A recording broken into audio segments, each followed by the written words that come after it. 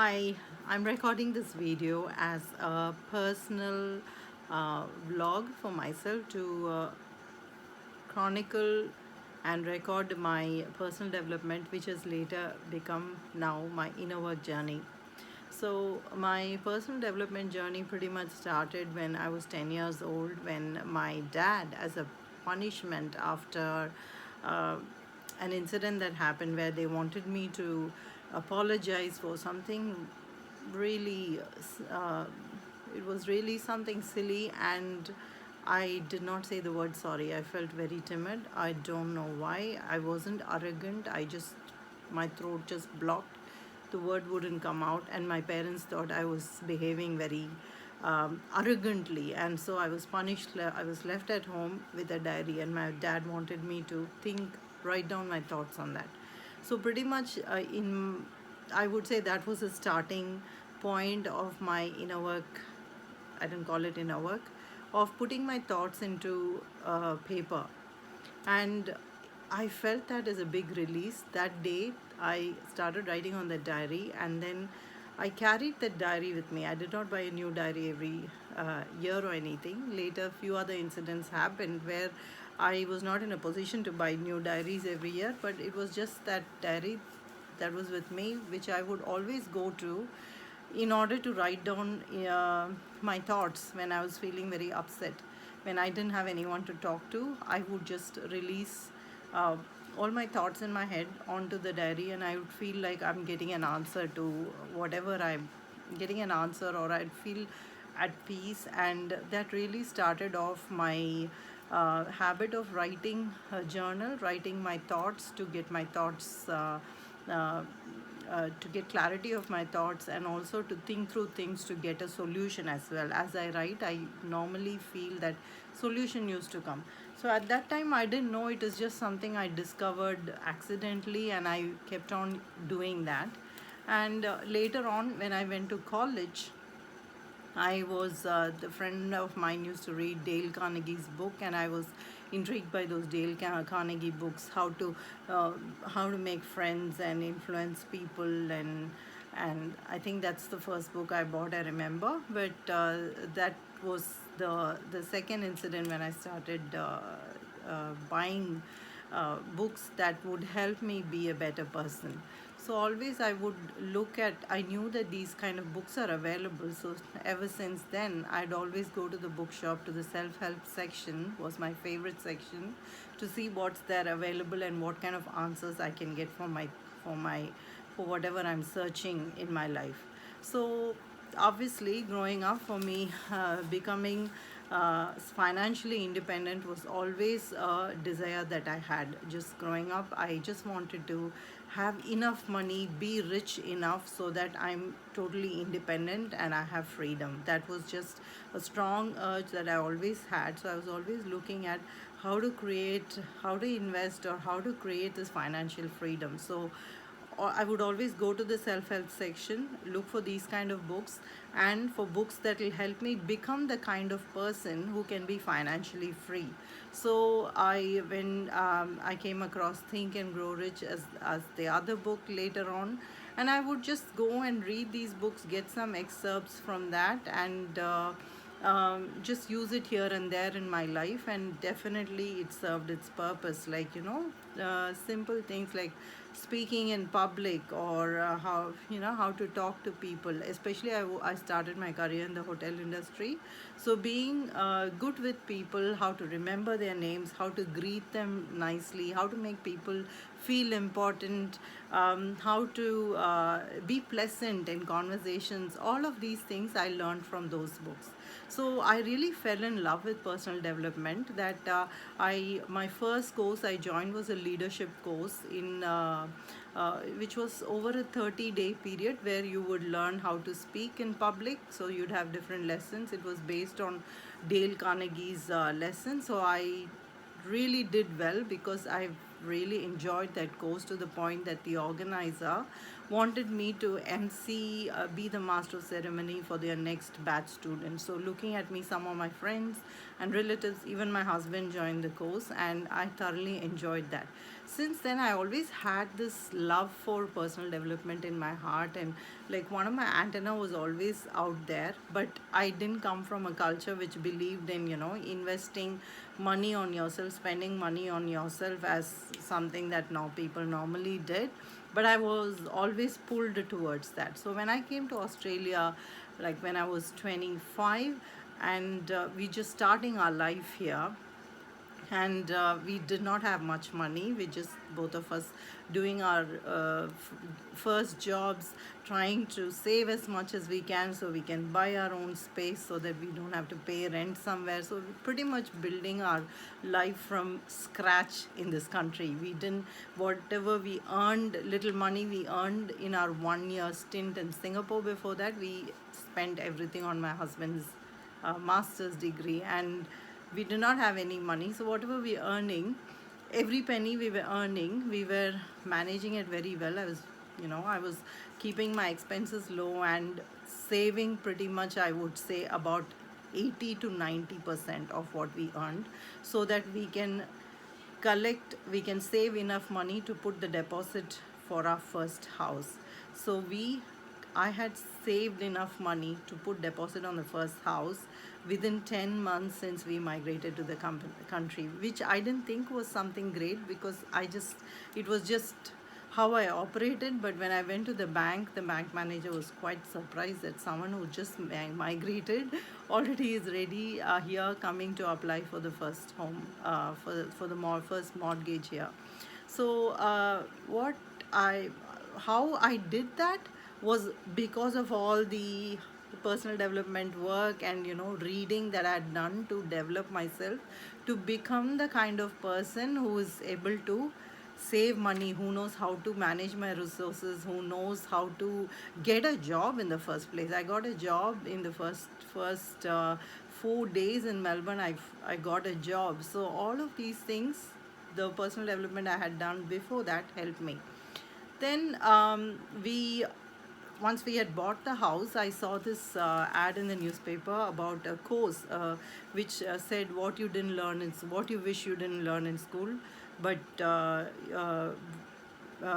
what you wish you learned in school, and but did not. So it was very intriguing, and at that time it was $3,000, which was a big amount. I just went ahead, paid for it, and I bought the course. Absolutely loved the content, just enjoyed all the content. He spoke everything about how to create financial freedom. It was like totally something. If I had a dinner conversation or a party conversation with the people we hung out with at that time, thought this was really radical and far off and too expensive for me to go and be spending this money or even talking about these things that people didn't even think about. Like we were merely 25 and we were talking about how to become financially free by 35, and this is a strategy you could do if you went and started investing in real estate business. And I was telling, this is what you can do. You can invest and then leverage the money, and then you can reinvest and have these many number of houses, and by then you will, if you had paid off your own house that you lived, and then you've made enough money from your investments to cover all your other expenses, you're practically financially free. And that became our absolute single focus and ambition between my husband and I. We both were a very good team in many things like this, and we were focused on that, and we learned that course, and we pretty much bought how to do the real estate course. We did some course on how to do in the stock market.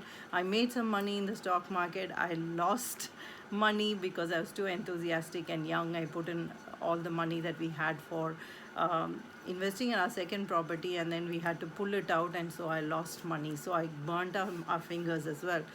And along this way, we started our first business, which was a restaurant. So always looking out for how to not exchange time for money, from how to invest so that you make money work for you and you are not exchanging time for money, so that you can do what you really want to do, what you can follow your heart and do what your purpose is. I couldn't put that in words at that time, that but that was exactly the inspiration in my mind to get the freedom so that I can be doing what I love to do. I had not figured out what I love to do, but I just knew that I did not want to do 9 to 5 job. I wanted to be able to travel, do whatever I want when I wanted, be wherever I want when I wanted. So that is all I knew, and I knew for that being financially free was important. So we did that. We had a few businesses, we made money, we lost money in few businesses, but all along the way, over time, our effort and learning from mistakes compounded to the point I was, uh, by the time I was about 34, we had a business that made good money, so we could pretty much pay off our house that we lived in. So that was a big, huge milestone, first milestone. Along this time, I had an autoimmune condition, which was a huge health scare, and that changed my life to start pursuing uh, what, what is it that created this disease in me. And I started learning. I got healed by a yoga shiromani, and that opened a whole new rabbit hole for me to uh, really understand what about yoga and naturopathy that healed me. I wanted to understand the science behind that and change my life so that I don't have to suffer the way I suffered. So I started learning meditation, Reiki. So these were not the traditional, the personal development things that I did before, which was like to create success on the outside world. But then I realized that I had lots of successes pretty young. By the time I'm in my 30s and early 30s, I had married a great guy. I had bought a couple of houses. I had paid off my first house that I lived in. We had a considerable amount of savings and investments as we made along the way, that we made in India as well. So financially, we were pretty well set up, and I had a husband that really loved me, but also there were areas of my life that was really not working, in terms of I was not getting pregnant. I had this health issue. So I started, and I realized that I had all of these good things working for me, but somehow I'm not enjoying, or I'm not able to sit and enjoy and be joyful for all that we have created. I just couldn't feel. It was like I'm just running after the next one, after the next one. And at that time, my next one was creating the baby. So creating the baby became like my masculine, goal oriented way of approaching the whole thing. And it did not work. It did not work at all. So feeling disenchanted that all the techniques I had learned, and which really worked for all my other goals, did not work for this. And I was like very disenchanted and disappointed, but at the same time very determined to figure out what is it in me that is needs to change to manifest this new thing. So manifestation is not a word I knew at that time, but I saw Oprah's secret show about the secret book that was launched, and all the authors had been interviewed by Oprah. When I saw that in 2010, that put a lot of perspective into what I was already doing, and it gave me a lot of vocabulary and clear structure into um, uh, what moving forward, how to go about what I want to do in terms of achieving my goals. Making vision boards. I started making vision boards. Earlier, I had done vision board, like writing down what I wanted to achieve. I would stick it on the wall, and I'd done it all along in college, and whatever I wrote came true. This time around, taking pictures and putting it on a chart and putting it on the wall made it more interesting, and it was more, it made it more interesting, and I went ahead and did vision boards, and understanding all about thinking, believing, and receiving. And I realized, when there are certain areas where the belief came easily, but certain areas like the baby, the belief didn't come easily, so I had to take extra efforts. So I started changing my whole house to make it conducive so that we are able to receive the baby. So I'll make another video on how I manifested my children, what are the things that I did to manifest my children.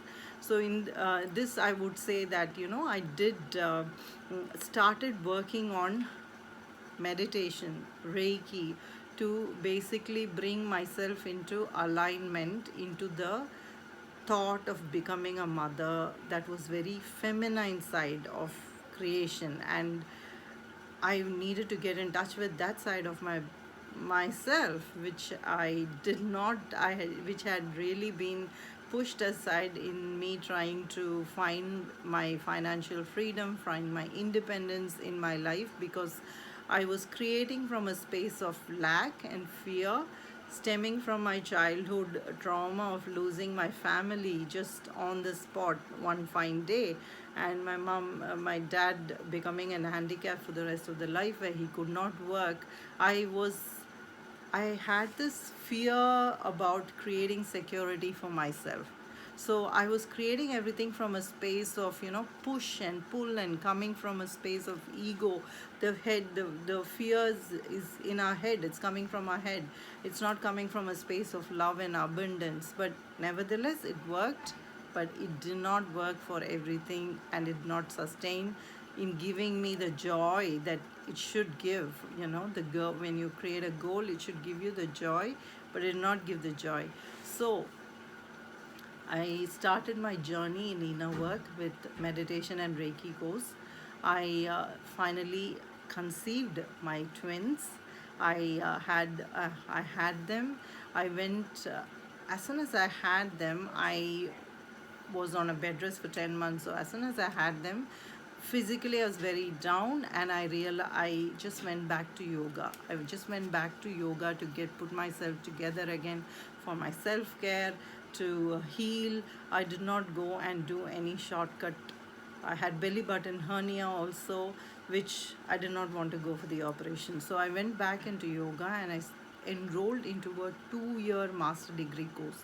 I just decided that I'm going to dig, that comes from my line 1 in my human design, where we are very much inclined towards knowledge and deep knowledge, and always wanting to learn and understand everything.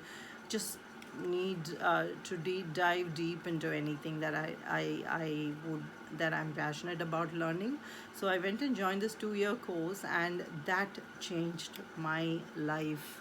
it I got the answer for so many things, so many questions I always had since childhood, which I could not figure out an answer from anyone.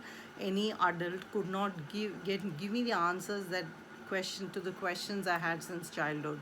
So I just forgot about everything else and decided that we are going to stay back in India and finish this 2-year course, and then only come back to Australia, because I went for my delivery to India. So, seeing my change, I convinced my husband to do the course as well, so that we will be able to travel together on the same page moving forward. I had just changed. I created I just wanted to create my whole new life from this new knowledge that we have received, and by creating a whole new identity for ourselves, so that we create a whole new life moving forward. Especially, I saw that as a huge responsibility that I had as a mom to my children, to show them the way of living with wisdom rather than learning and creating your life out of fear. I wanted to pass on all this knowledge that I have from all the struggles I've done, show them the way, learn how to do that first, overcome my emotions that has been numbed down for so many years, deal with them, heal from them, because you learn that you carry trauma for 7 generations before you, and you can pass on obviously to 7 generations after you. If you're not dealing and healing with your trauma, you're pretty much giving that as your children's inheritance.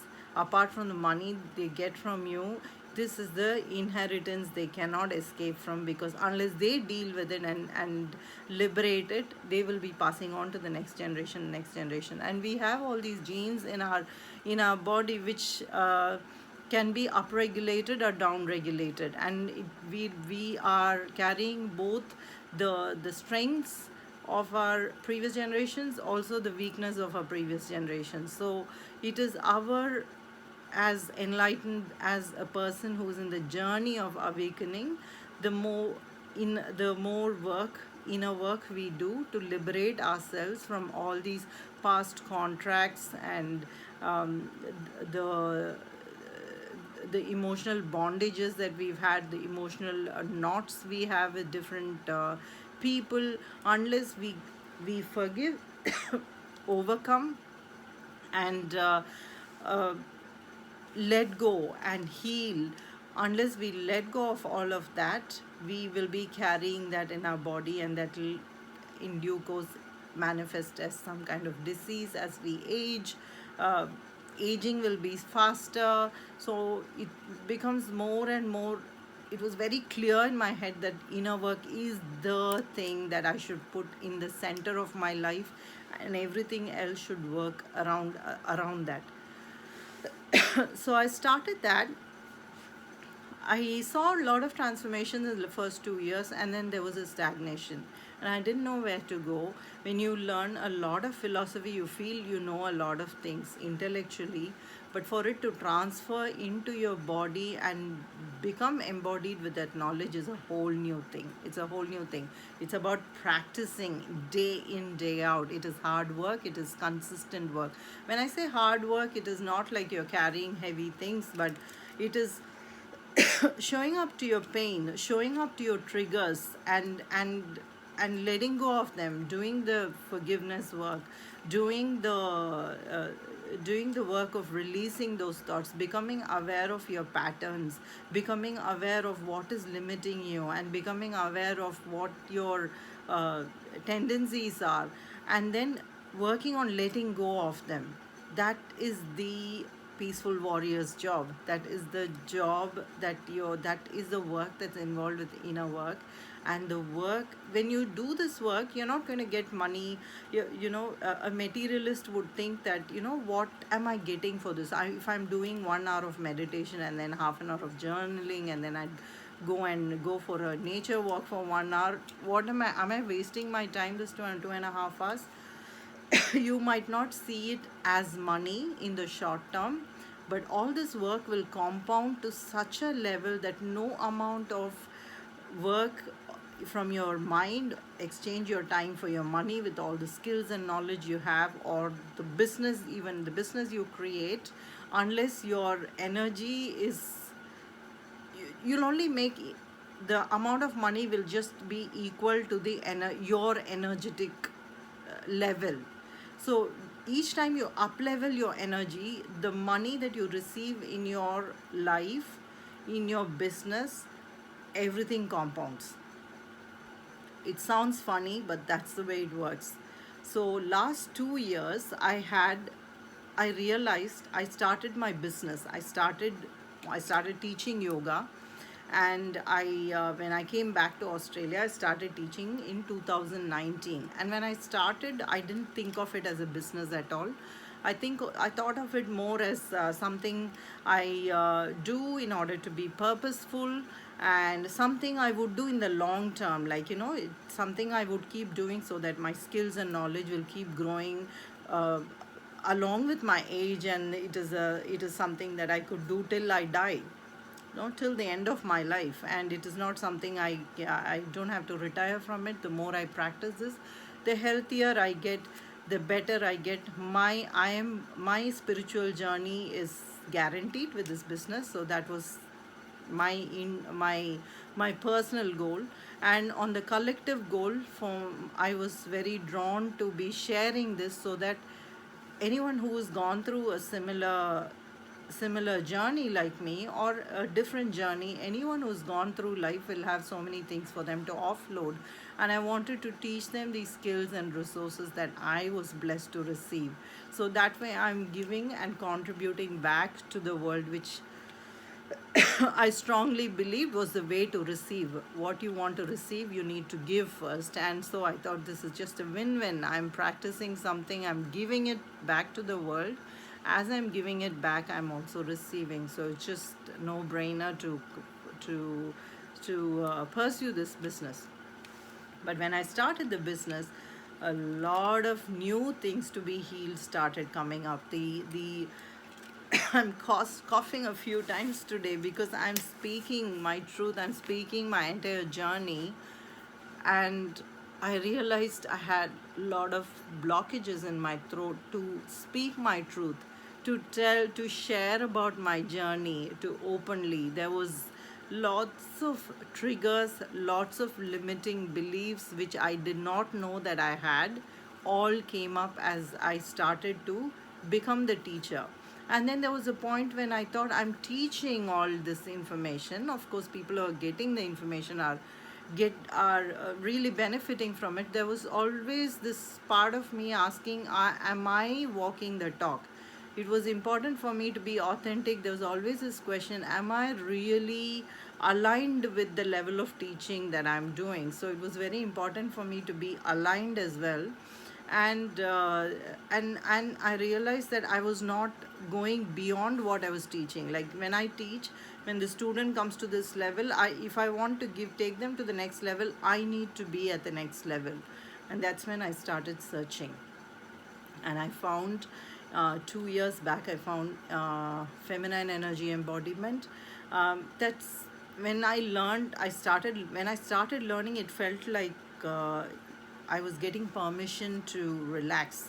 I was getting permission to rest, which I had all along. It was just one of my limiting beliefs. Just the way feminine energy embodiment was presented to me, I felt like I finally got the uh, the permission to take rest. Me as a manifestor, I should be resting 80% of the time, so that when I create in the 20% of the time, it is potent.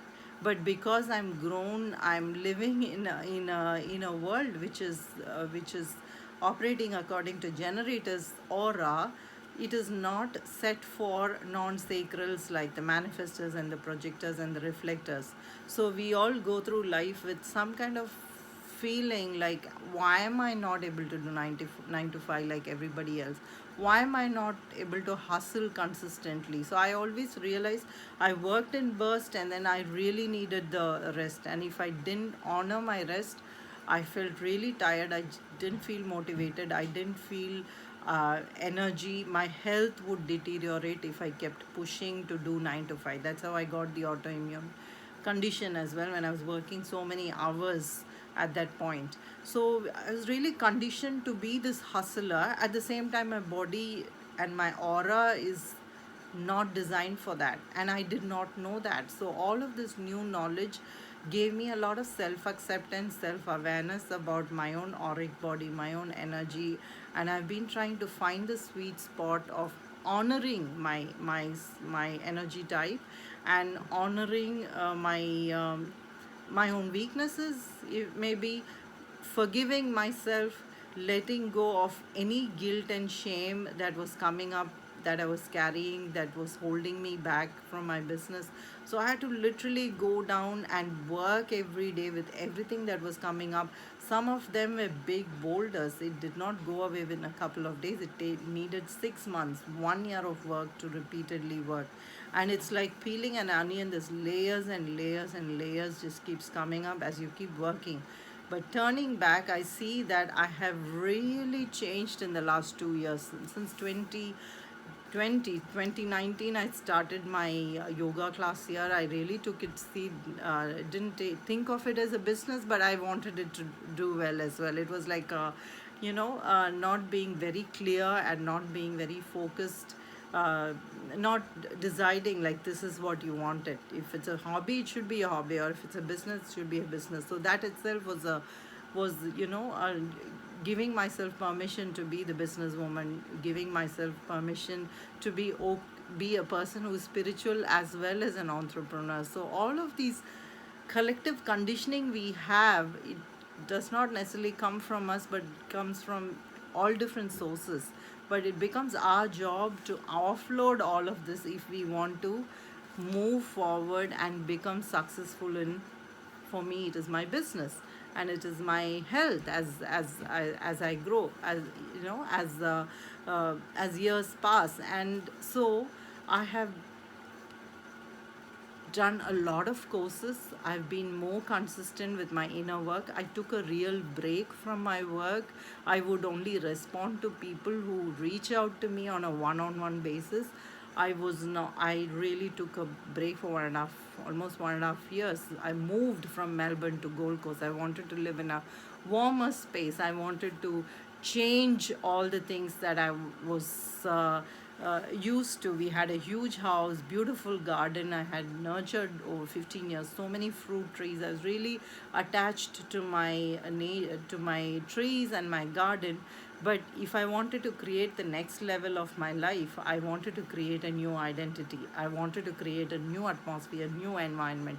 Every time you change your environment, you're changing your new reality. And I was uh, on that journey for ourselves. We have moved house, we have moved schools, we have I have been consistently doing my inner work, and here I am in 2 years. This is just a journey. I'm in somewhere in the middle, or the journey is never ending.